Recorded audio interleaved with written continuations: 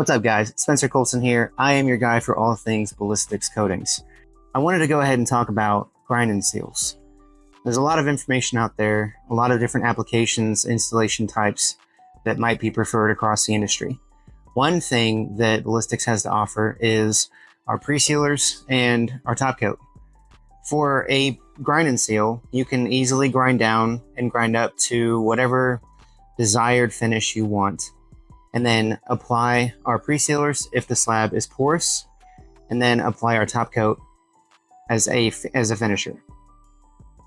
For your grind and seal, you can grind down and then grind up as far as necessary. What I usually tell my installers is, as you grind up, take some water and put it on the slab and see how it looks. If it looks good, if you don't see scratches, then you're good to move forward with our pre-sealers.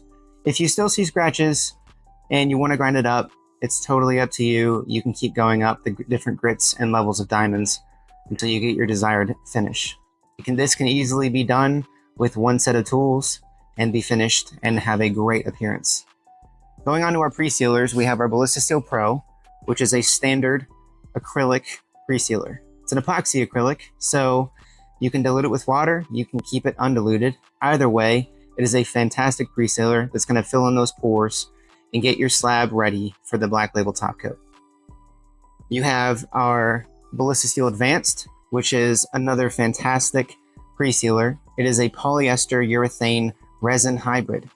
There's a couple different things that come with that. On a grind and seal application, we are going to recommend diluting it with water at a 1-to-1 ratio.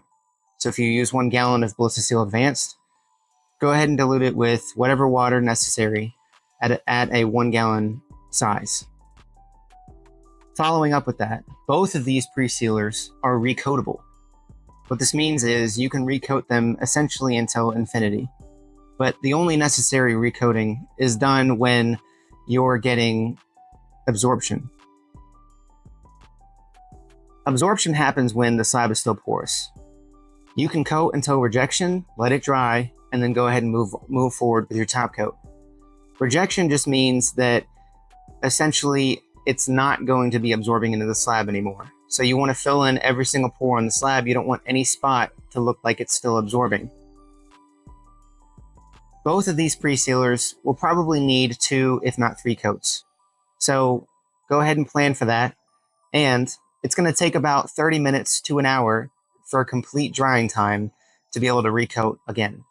That means from the time that you start, and if you're doing 3 coats, by the time you're done with the pre-sealer, it will be about 3 hours. As soon as your pre-sealer is dry and it looks like it's rejecting, not absorbing anymore, you can move forward with the Black Label. But before I get onto that, I want to go ahead and go over some application steps on how to apply both of these. A normal application is going to be a spray and mop with a pump sprayer and one of our BallistiX microfiber mop pads. It is essential to use our mop pads because they've been vetted and tested to make sure that you don't get streaks, lines, or issues with your slab and with your application. Our pump sprayers are single use. You use them one time, fill them up, and then go ahead and trash it. You can clean the pump sprayers with isopropyl alcohol, but it is not recommended. It is a common practice to do that with more expensive pump sprayers such as the Swiss Mex.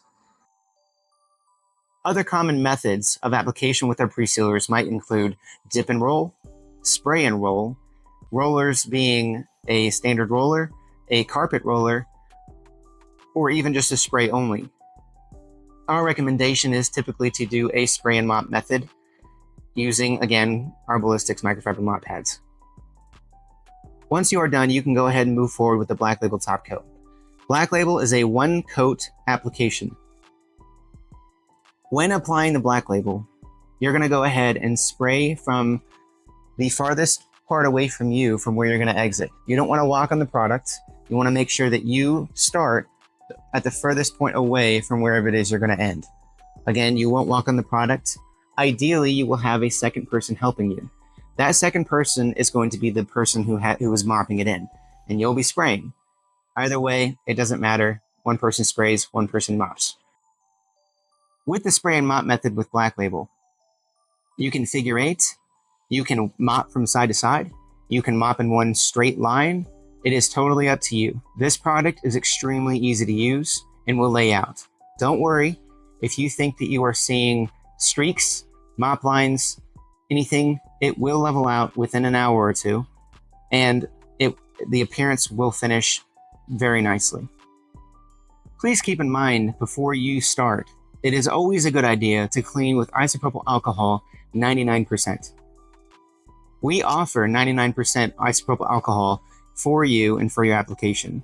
Is it the only one out there? No. But ours ensures that there are no extra additives, no extra water, and that it is truly 99% isopropyl alcohol.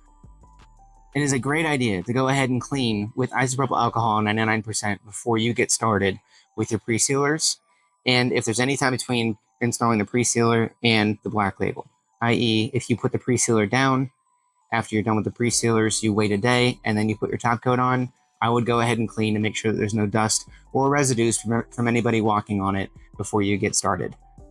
Before applying the black label, with the BallistiX Advanced, you can burnish the slab. After you recoat until rejection, as soon as it's dry, you can burnish at whatever grit necessary. It might take a little bit longer than your standard guard, but this product will turn out almost like a mirror. It will give a very, very fine finish, and you will be pleased with the results. After you're done burnishing, you can go ahead and move on with applying your black label.